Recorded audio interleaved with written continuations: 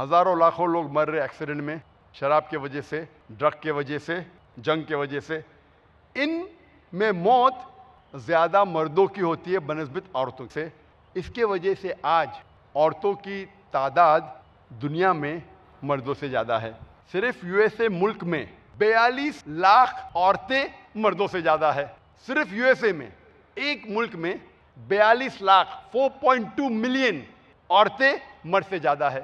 सिर्फ यूके में, सिर्फ इंग्लैंड में 12 लाख औरतें मर्द से ज्यादा है। 1.2 million females are more than mails.